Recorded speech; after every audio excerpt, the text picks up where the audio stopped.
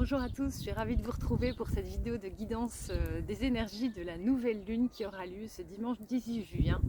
Je compte faire une vidéo assez courte cette fois-ci. Voilà, on va tirer comme d'habitude un arcane majeur pour avoir les énergies et puis quelques cartes, mais je pense que ce sera relativement court. Je suis en phase de réflexion aussi par rapport à ce que je veux faire de cette chaîne. Il y a beaucoup de vidéos que j'avais déjà tournées, que je n'ai pas encore publiées, et il y a beaucoup de choses qui sont encore en train de processer en moi, donc voilà. J'espère que dans les mois qui viennent ce sera plus clair et que je serai à même de vous proposer du contenu de qualité et qui vous intéresse. Comme d'habitude, si le contenu vous intéresse, je vous invite à vous abonner, à liker, à commenter aussi. Et je vous propose de commencer tout de suite avec un arcane majeur pour cette lunaison. Donc je tiens à préciser aussi, parce que les gens souvent font des guidances pour les nouvelles lunes. Donc c'est plutôt la période croissante de la nouvelle lune à la pleine lune. En ce qui me concerne, l'énergie à laquelle je me connecte pour les guidances, c'est pour l'ensemble de la lunaison, donc jusqu'à la prochaine nouvelle lune. Donc voilà, on va se concentrer et poser la question de l'énergie pour cette lunaison qui commencera ce dimanche 18 juin. Avoir une idée des énergies, quelles seront les énergies. Alors pour ma part, je trouve qu'il y a vraiment un apaisement, hein. Les énergies du printemps étaient assez... Voilà, alors on a ici la carte de l'impératrice qui est sortie, qui parle de communication, qui parle de créativité, qui parle de fécondité ou de projet en gestation. En tout cas, il y a quelque chose d'une idée de on couve son œuf. C'est plutôt la papesse l'œuf. Mais il y a quelque chose qui est dans le domaine aussi du projet. Donc l'arcane 4 c'est l'empereur juste après, qui lui c'est la mise en action de quelque chose, d'un projet. Il y a plus cette notion d'action. Avec l'impératrice on est sur plutôt de la réflexion. Donc on voit, elle a sa tête, elle a une couronne rouge, donc il y a vraiment plein d'idées, beaucoup de bouillonnement mental, beaucoup d'idées, beaucoup de créativité. On nous invite aussi éventuellement à écrire les choses avec le sceptre qu'elle tient comme un crayon, comme un stylo, donc à poser sur le papier peut-être des idées qu'on aurait, et vraiment cette idée aussi de féminité et de communication. Donc on voit aussi, hein, elle a comme une pomme d'Adam, donc vraiment au niveau du chakra-gorge, il y a peut-être alors dans la relation avec d'autres personnes un besoin d'exprimer les choses, ou un retour à la communication, alors que ce soit avec des personnes qu'on n'a plus vues ou des personnes de notre entourage, mais vraiment cette idée de ne pas avoir peur de communiquer, de dire les choses, et aussi peut-être par rapport à des... Enfin, moi je le ressens assez fort déjà depuis une semaine, quelque chose comme ça, cette idée vraiment de pouvoir sortir de soi en fait, ou des schémas, des mémoires, des choses, enfin vraiment, et en parler dans les relations, aussi mettre de la lumière, voilà c'est ça. L'impératrice, par la communication, elle met de la lumière sur des choses qui n'ont pas été alignées ou correctes, ou qui n'ont pas été justes pour nous, je vais dire. Et le fait de mettre ça en mots, ça permet vraiment de mettre de la lumière là-dessus en fait. Donc il y a vraiment cette idée-là. Et alors, comme je disais, donc une très grande notion de créativité. Pour moi, ça me parle vraiment de projet. Il y a une énergie de projet à mettre en œuvre. Et l'impératrice, c'est vraiment celle qui est dans son pouvoir, quoi. Donc vraiment d'être dans son pouvoir créateur féminin. D'ailleurs, c'est marrant parce qu'il y avait il y avait un oracle qui m'appelait beaucoup, c'était l'oracle de féminité sacrée. Je pense que c'est celui-là qu'on va tirer du coup pour aller éclairer un petit peu justement cette énergie de créativité, de communication et de gestation, enfin de couver ce projet avant la mise en place. Alors je vais le garder pas trop loin pour pouvoir la ressortir. Alors on va tirer donc une carte de féminité sacrée pour voir un petit peu si on peut avoir un complément d'information par rapport aux énergies de cette lunaison. Et comme je disais aussi, je sens quelque chose d'assez lumineux, on est sorti des gros travaux de libération et de quelque chose de beaucoup plus joyeux, de beaucoup plus léger. On est ici dans la féminité aussi, dans une forme de légèreté, peut-être de séduction aussi, mais il y a vraiment cette idée-là en fait de revenir, de se laisser aller à ça. Donc voilà, alors est-ce que je vais prendre dans l'autre sens. Donc, un petit complément d'information dans les énergies par rapport à cette carte de l'impératrice pour les énergies de cette lunaison qui commence ici le 18 juin. Cette nouvelle lune en Gémeaux pour toute la lunaison. Est-ce qu'on peut avoir un conseil, une énergie par rapport au féminin sacré justement?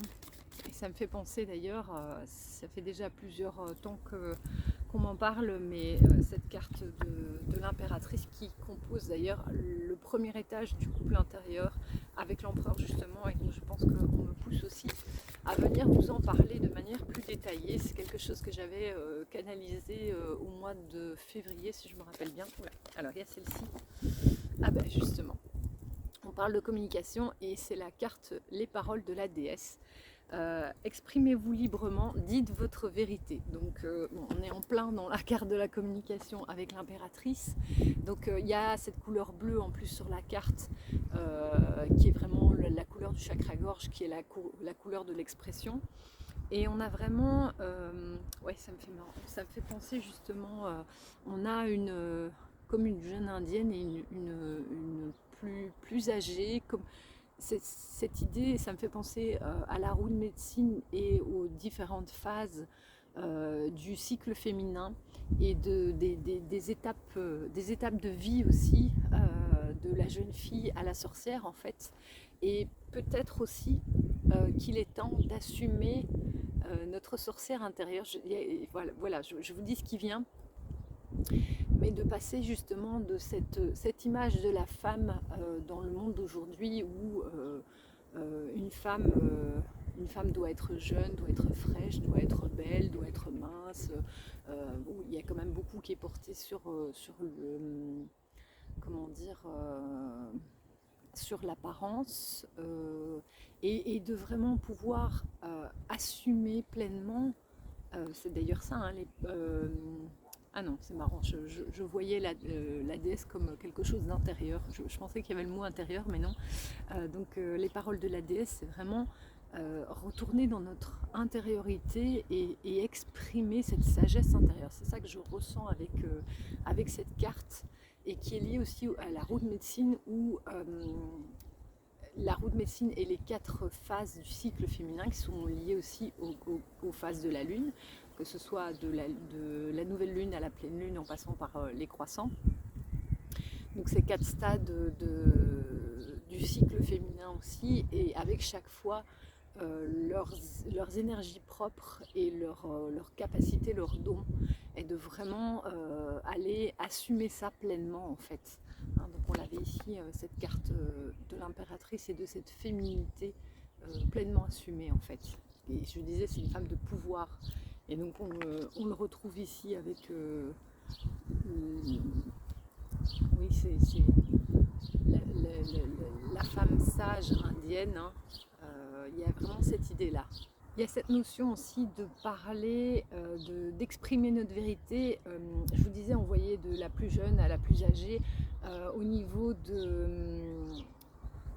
du transgénérationnel ou au niveau familial, de pouvoir exprimer tout ce qu'on a toujours contenu. C'est vrai que l'éducation et la société de manière générale nous demandent de nous taire, de ne pas dire, pour éviter les conflits, pour maintenir l'harmonie dans la famille ou au sein de nos relations.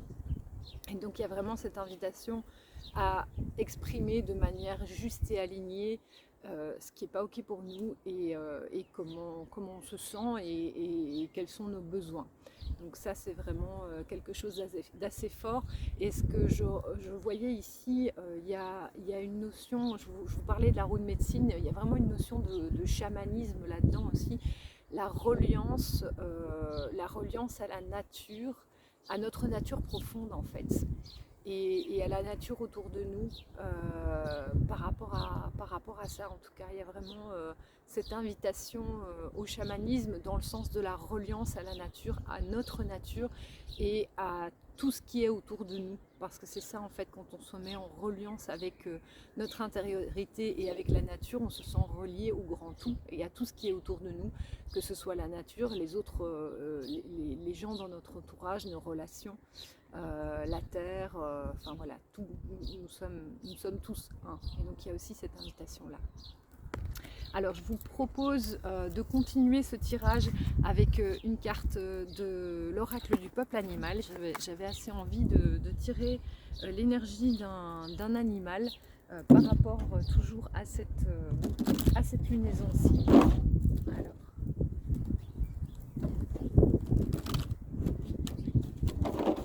Alors, une carte pour venir compléter l'énergie de cette lunaison. Alors, oula, il y en a deux. Il y en a deux qui sont sortis. Ah oui, c'est très marrant. Celle-ci, elle revient tout le temps, la pieuvre aussi. Cette idée d'ancrage, je reviendrai peut-être dessus, mais c'est un animal qui est très présent pour moi pour le moment. Le fait d'ancrer, et c'était aussi le message qui était dans cette carte-ci, d'ancrer notre nature et qui on est vraiment, d'ancrer notre lumière ici-bas. Il y a vraiment un gros appel par rapport à ça. Et ici, on a, je vais garder celle-ci, la carte de la biche. On a eu aussi l'éléphant qui était sorti. Avec ces deux cartes-ci, l'éléphant et la biche, il y a vraiment cette idée, cette double énergie justement. Je vous parlais de légèreté ici avec la biche, ces énergies de l'été qui parlent de légèreté, de profiter, de vraiment être dans l'instant présent et dans le fait de se faire plaisir et d'être dans le profiter de la vie. Et pour moi, l'éléphant qui parle de cette notion, il y a une notion de territoire, de tribu et d'ancrage. Enfin, c'est vraiment un des animaux les plus lourds qui soit sur Terre. Et donc vraiment cette idée d'ancrer et la sagesse aussi. On l'avait ici avec l'indienne, cette notion d'ancrer la sagesse et en même temps de garder vraiment cet esprit léger de fête, de fêter la vie tous les jours, quoi. Il y a vraiment beaucoup de ça. L'éléphant vient nous parler de défense du territoire. Comme je disais, c'est vraiment un animal qui est imposant, qui a un certain poids, de défendre son territoire, mais de manière toujours pacifique. Donc ça rejoint assez fort les deux cartes qu'on avait avec l'impératrice et la carte de parole de la déesse, de pouvoir exprimer quand c'est pas juste pour nous. Il y a cette idée aussi de famille et de transgénérationnel avec l'éléphant assez fort. Donc vraiment de pouvoir défendre son territoire de manière pacifique et juste. Et avec la biche aussi, de retirer de notre chemin tout ce qui nous alourdit, tout ce qui n'est pas juste aussi. Il y a vraiment cette idée de légèreté. Donc on a d'un côté un animal qui est assez lourd et imposant, et d'un autre côté un animal qui parle de légèreté justement, et de pouvoir ajuster aussi son chemin et son comportement par rapport à ce qui est juste, et pour que ça reste léger, et lumineux.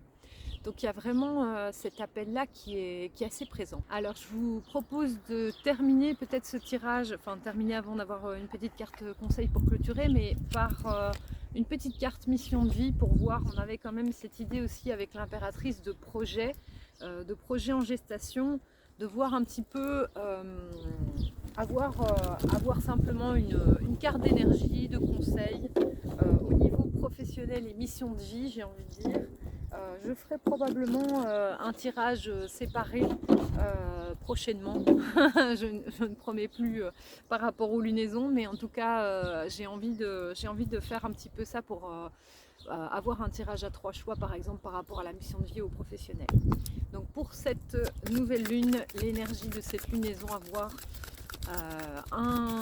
une proposition. J'ai le mot conflit qui me vient, alors je ne sais pas s'il y a du conflit par rapport à la mission de vie et au professionnel, mais peut-être avoir un conseil justement par rapport à ce domaine de vie là. Oula, alors on a justement transformation du projet, et il y en a d'autres qui sont tombés aussi. Ah oui, c'est très marrant ça. Il y a la carte du projet créatif qui est tombée aussi, et celle-ci, événement imprévu, défi, quand je parlais c'est quoi le mot que j'ai dit tout à l'heure, conflit je pense. J'ai canalisé un mot mais je ne me souviens plus déjà. Donc je pense qu'il y a quelque chose de cet ordre-là. Il y en a d'autres qui sont retournées, mais elles étaient d'eau, donc on ne va pas les garder. Mais en tout cas, il y a ces trois-ci. Donc il y a une idée de transformation du projet. Et en dessous, le mot-clé, c'est lâcher prise. Et donc on a vraiment l'énergie du papillon aussi, toujours avec une lune aussi. Donc c'est en cours sur cette lunaison-ci. Ces énergies de transformation, de transmutation. De laisser éclore ce papillon, laisser aussi le rythme par rapport au projet pour le laisser se transformer de l'intérieur, j'ai envie de dire, que ce soit pas quelque chose de mental, mais vraiment laisser processer les informations, et s'il y a des choses que vous avez vécues, de les laisser s'intégrer pleinement dans le corps pour pouvoir après les matérialiser dans le corps. On est là-dessus aussi avec l'énergie de l'impératrice, c'est vraiment une sorte de digestion ou vraiment de gestation, laisser ce bouillonnement mental descendre dans le corps pour pouvoir après mettre en place dans la matière, et on est de nouveau là-dessus avec cette carte-ci. Donc là on était sur le projet créatif, comme je vous disais, c'est tout à fait cette énergie de créativité. Donc si vous sentez l'élan, on a d'ailleurs un pinceau si je ne me trompe pas, oui c'est ça. Si vous sentez l'élan de dessiner, d'écrire, de peindre, quelle que soit la forme créative sous laquelle vous avez envie d'exprimer ça, faites-le. Je vois aussi l'art de faire des bouquets. Aller ramasser des choses en nature et agencer ça. Ça porte un nom, c'est un art japonais que je ne connais pas bien. Et donc il y a aussi la visualisation, continuer à voir, à visualiser là où on veut aller. Donc peut-être représenter aussi un panneau, un tableau de visualisation de ce qu'on a envie de voir fleurir dans notre vie professionnelle et au niveau de notre mission de vie. Qu'est-ce qui nous parle, qu'est-ce qui nous attire. Et ici on avait, c'est très marrant d'ailleurs, donc événement imprévu, défi, et le mois qui est en dessous c'est le mois de juillet, donc c'est dans ce mois-là va s'entamer dans cette lunaison-ci, donc il y a quand même quelque chose par rapport à ça, et je trouve que cette image, elle représente, pour moi c'est un truc assez désertique, il y a une notion d'hiver, de froid, et donc c'est peut-être passé par cette phase d'hiver du projet de froid. Et d'ailleurs ça me fait penser, je vous parlais ici de la roue de médecine et des 4 cycles, des 4 phases du cycle féminin, mais aussi ça parle des 4 phases avec lesquelles on peut travailler en projet. Et il y a la phase, si je ne me trompe pas, de la sorcière, qui justement est cette phase de repos, d'intériorisation, où il se passe, on a l'impression qu'il ne se passe rien, mais il faut peut-être passer aussi par ces côtés plus compliqués, ou des challenges où on ne voit pas où on va, où il y a des choses qui se déconstruisent pour pouvoir après retourner vers de la vie, de la créativité, et donc laisser aussi la place dans nos projets à ces phases-là de ce qu'on pourrait voir comme des défis, comme des imprévus, comme des déconstructions, comme des choses très inconfortables, mais qui au final sont nécessaires dans la phase du projet pour pouvoir retourner dans un cycle de créativité et de printemps. Une énergie de printemps dans le projet, je parle, hein, parce qu'ici on est à la fin du printemps, mais donc il y a vraiment cette idée-là. Alors avant de clôturer, je vais quand même tirer une carte de l'oracle des femmes médecines par rapport à l'énergie du projet, parce qu'on est quand même sur des énergies féminines, comme on avait la carte de l'impératrice. Donc compléter un conseil, parfois il propose aussi des rituels à mettre en œuvre par rapport à cette notion de projet et de mission de vie, avoir un conseil. Alors il y en a il y en a 2 qui sont retournées, c'est marrant. Donc la première c'est l'ancrage, donc il y a vraiment cette idée, un bon enracinement vous procure un sentiment de sécurité, de vraiment bien s'ancrer notre corps, et je vous disais aussi, on sentait qu'il y avait cette énergie avec l'impératrice de gestation avant d'ancrer ça dans la matière, et donc avant de pouvoir ancrer un projet dans la matière, il faut pouvoir s'ancrer soi-même dans le retour à la nature aussi, de pouvoir procéder à cet ancrage. Et l'autre carte, c'est le féminin sauvage. Réveillez votre instinct de louve, cette force primordiale. Je vais aller vous lire un petit peu ce qu'ils en disent, mais il y a vraiment cette idée de reliance. Alors moi, ce que je ressens très fort dans cette lunaison-ci, et c'est pour ça que j'ai sorti aussi l'oracle du peuple animal, une reliance forte aux animaux totems, de vraiment aller se relier à la nature et aux animaux totems, et de pouvoir aller puiser justement dans chaque animal totem une force, une capacité. Et ici, de nouveau, avec la louve, on a cette idée de famille qui revient, qui était déjà présente dans la communication par rapport à la famille, par rapport au transgénérationnel. Et ici, vraiment de porter haut, j'ai envie de dire, c'est comme s'il avait une médaille ou quelque chose, vraiment notre identité en termes, au niveau de la famille aussi, et de reliance avec notre famille d'âme. Mais je vais aller vous lire un petit peu ce qu'ils en disent dans le livret. La nature sauvage de la femme fait référence à cette force instinctuelle, au service de la vie, ressource primordiale de l'essence du féminin. Sauvage évoque ce qui n'a pas été apprivoisé, conditionné, cloisonné. Une femme sauvage est comme une louve, robuste, pleine comme un œuf, débordante de vitalité, consciente de son territoire, donneuse de vie. C'est justement Clarissa Piccola Estés, c'est à ça que ça me faisait penser, Femme qui court avec les loups, je ne sais pas si vous connaissez, qui parle justement de cette notion de créativité et du féminin sauvage. C'est le fondement du féminin, la médecine ancestrale, le mystère de nos origines, de nos rêves, du visible et de l'invisible. En portant ainsi sur soi un regard en profondeur, nous pourrons alors nous apporter ce que nous cessons de quêter à l'extérieur, le plus souvent en vain. À ce titre, réhabiliter la femme sauvage va nous permettre d'accéder à davantage de liberté, à commencer par nous affranchir d'un système patriarcal pour exister. Alors c'est juste dingue que ça parle de ça parce que c'est quelque chose qui revient vraiment extrêmement souvent pour moi. Je vous le disais tout au début avec la carte de l'impératrice qui parle de tout ce schéma du couple intérieur que j'ai canalisé en février, et du rapport du féminin et du masculin. Ça revient extrêmement souvent. Donc le couple intérieur qu'on a à l'intérieur de nous, le rapport entre notre féminin, notre masculin, sain, j'ai envie de dire, parce que dans la société patriarcale, ces valeurs ont été tordues, inversées, oui, détruites, j'ai presque envie de dire, enfin en tout cas tordues et déformées pour en faire quelque chose de malsain. Et donc remettre ces concepts à l'endroit, à l'intérieur de nous, et refaire fonctionner notre couple intérieur. Et évidemment, c'est quelque chose qui est contacté en nous quand on est en relation avec les autres, bien sûr. Donc il y a vraiment cette idée de retour au féminin sauvage. Et je voulais dire autre chose, mais enfin voilà, c'est parti. Ça reviendra peut-être, mais donc oui, et notamment en fait le fait de remettre en tant que femme notre féminin à l'endroit, et donc toute cette réceptivité, toute cette intuition, tout ce rapport au corps en fait qu'on a diabolisé, et qu'il est temps de nous réapproprier donc, dans cette spiritualité connectée au corps et donc à la matière par l'expérience. Pas quelque chose de transcendantal comme on le voit dans les religions, de se connecter à quelque chose d'extérieur, mais revenir par l'intérieur. Et ça, la femme a cette capacité-là par son utérus et par son intériorité, par sa connexion à l'intuition qui fait partie même du principe féminin, se reconnecter à l'intérieur de nous, et par ce qu'on vit dans nos vies, pouvoir le transcender pour l'intégrer.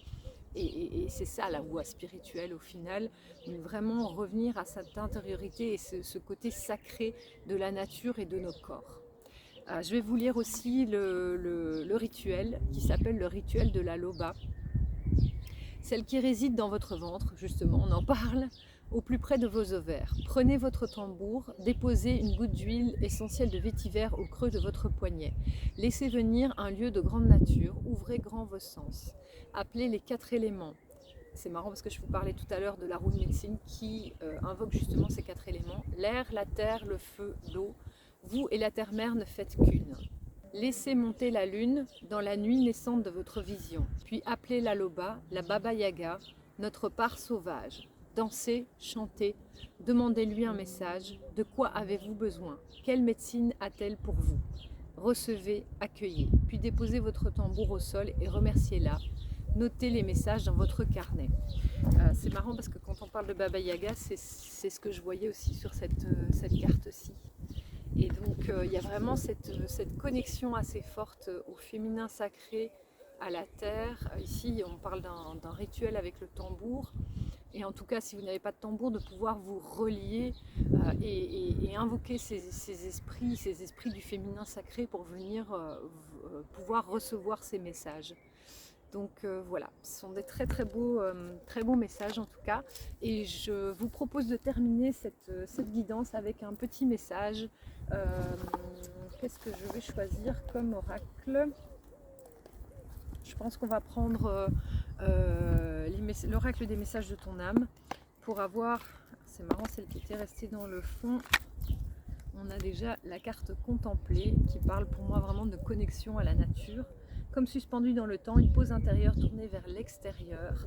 Un temps pour toi pour admirer la vie, pour déceler le bonheur dans ses plaisirs quotidiens. Et c'est très en lien, ce que je vous disais, avec cette énergie de légèreté et de retrouver vraiment dans le côté quotidien, enfin j'ai presque envie de dire la banalité du quotidien, retrouver cette légèreté et cette connexion à la vie et à la nature au final.